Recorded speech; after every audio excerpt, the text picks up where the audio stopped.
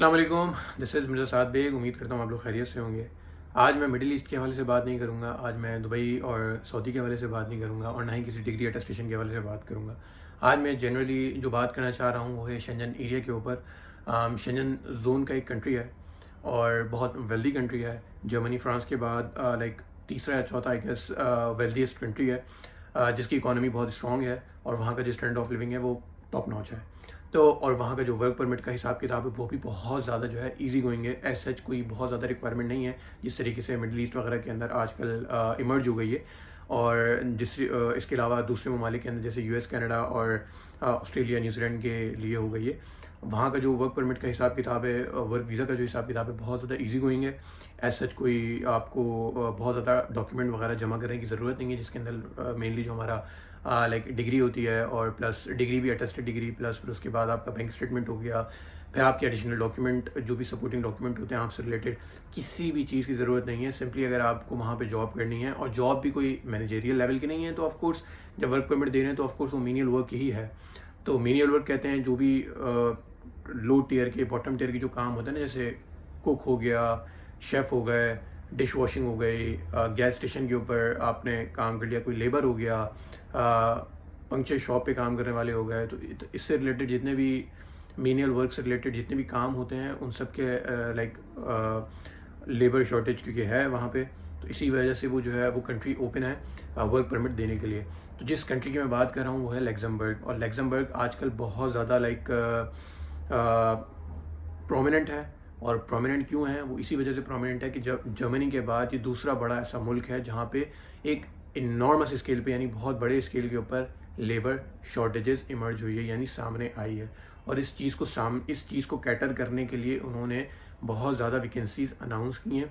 और वो जो वैकेंसीज है वो बेसिकली मीनियल वर्क की, मैनेजरियल लेवल की नहीं है। इसलिए मैं बता रहा हूँ मैनेजरियल लेवल की नहीं है, मीनियल वर्क यानी छोटे कामों के लिए है जो उन्होंने अभी इंट्रोड्यूस कराई है। और इन छोटे कामों के लिए वो जो नॉर्मली जिन लोगों को प्रेफर करते हैं वो है थर्ड वर्ल्ड कंट्री, यानी India, Pakistan, Bangladesh, Nepal, so on and so fourth. इसकी वजह क्या है? इसकी वजह यह है कि रिलेटिवली थर्ड वर्ल्ड कंट्री के जो बंदे हैं वो कम वेजेस के ऊपर, यानी एक बंदा जो वहाँ का लोकल है वो पर घंटा अगर 20 यूरो लेता है, तो थर्ड वर्ल्ड कंट्री के जो लोग हैं वो 10 यूरो, 12 यूरो में भी काम कर देते हैं, जिससे जो एम्प्लॉयर है वो उनके लिए बड़ा पॉकेट फ्रेंडली रहता है, उनके लिए बहुत ज़्यादा जेब के ऊपर भारी नहीं रहता। तो इसलिए वो प्रेफर करते हैं उन लोगों को जो थर्ड वर्ल्ड कंट्री से बिलोंग करते हैं, ताकि वो सेम काम जो वहाँ का लाइक लोकल है, सेम काम वही बंदा, थर्ड वर्ल्ड कंट्री का बंदा, वो उनको 12 यूरो, 13 यूरो, 15 यूरो में करके दे देगा। अदरवाइज अगर वो लोकल को हायर करते हैं तो उनको 20 से 25 यूरो देने पड़ते हैं।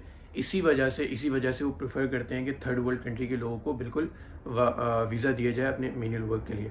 अच्छा, जो कंट्री है वो है लग्जमबर्ग, वेल्दी कंट्री है। जर्मनी, फ्रांस के बाद एक थर्ड ऐसी कंट्री है जहाँ का स्टैंडर्ड ऑफ लिविंग बहुत ज़्यादा टॉप नॉच है। और नॉर्मली वहाँ की जो एक कम से कम भी लोगों की इनकम है वो लाइक एनुअल इनकम जो है वो आई गेस 100 के यूरो से ज़्यादा है।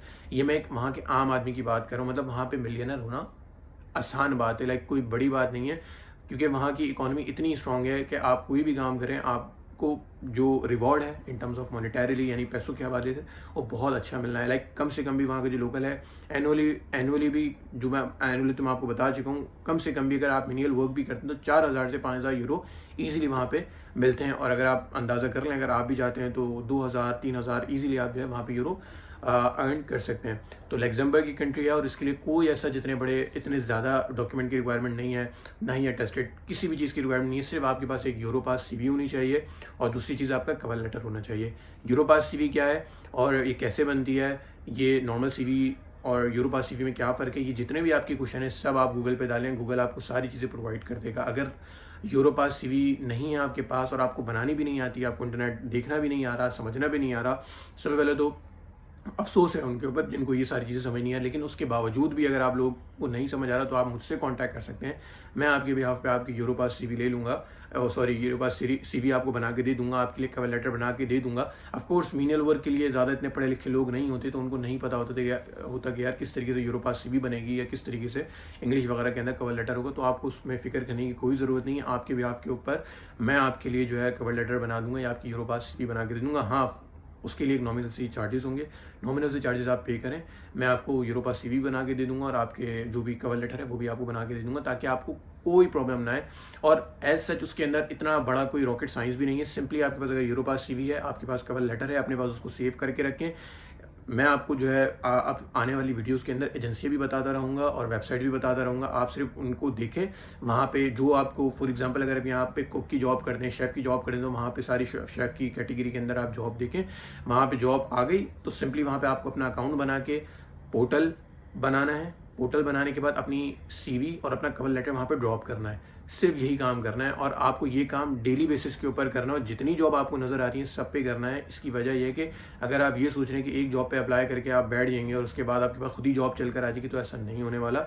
ये कंपटीशन बहुत ज़्यादा है। जब कंपटीशन बहुत ज़्यादा होता है तो प्रोबेबिलिटी की जो चांसेस हैं वो बहुत ज़्यादा कम हो जाते हैं। तो इसलिए जॉब्स वहाँ पे भरपूर हैं, उसको सिर्फ आपको हंट करना है और जो है कोशिश करते रहनी है और बाकी अल्लाह ताला के ऊपर भरोसा करना है। इंशाल्लाह ताला अल्लाह ताला ने चाहा तो आपका काम होगा। लग्जमबर्ग में लोगों के हो रहे हैं, आप यूट्यूब देखें, लोग बिल्कुल जा रहे हैं और केसेस भी प्रोसीड हो रहे हैं। सिंपली जब आप वहाँ पे अप्लाई करेंगे, जो भी कैटेगरी है, जिस जगह भी आप अप्लाई करेंगे, उसके अंदर आपको अप्लाई करने के बाद, हर जगह अप्लाई करने के बाद आपको वेट करना है।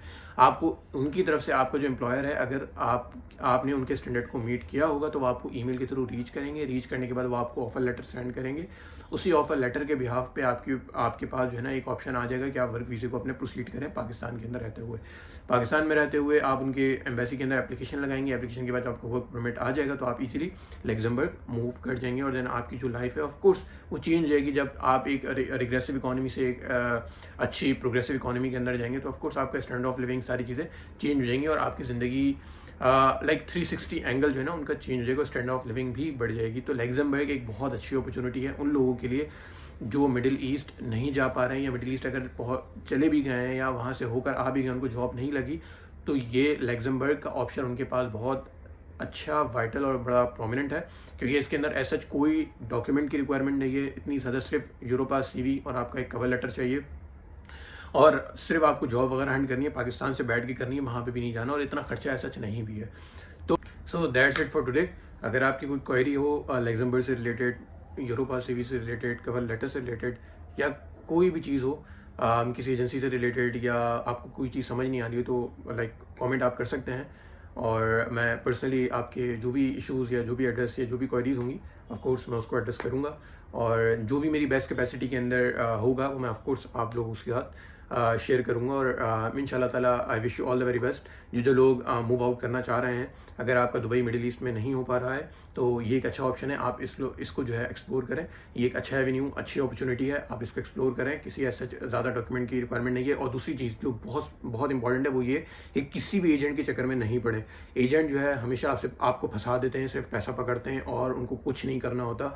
ये बहुत आसान काम है। अगर आप इंटरनेट चलाना जानते हैं, लैपटॉप या मोबाइल चलाना जानते हैं, सिंपली आपको सिर्फ वेबसाइट को सर्च करना है, देखना आना चाहिए, आपको वहाँ पे पोर्टल अकाउंट बनाना आना चाहिए और सिर्फ वहाँ पे आपको अपनी CV और अपना कवर लेटर ड्रॉप करना है, बस और कुछ नहीं करना। यही चीज़ करने के लिए एजेंट जो है आपसे लाखों रुपए ले लेते हैं, जबकि आप ये काम खुद भी कर सकते हैं। तो इस चीज़ को आपको कंसिडरेशन में रखना है और अपना काम खुद करना है। और अगर कोई क्वेरीज हो तो आप मुझे कमेंट कर सकते हैं, मैं इंशाल्लाह ताला उसमें रिप्लाई कर दूंगा। बाकी मिलता हूँ आपसे नेक्स्ट वीडियो में। Thank you.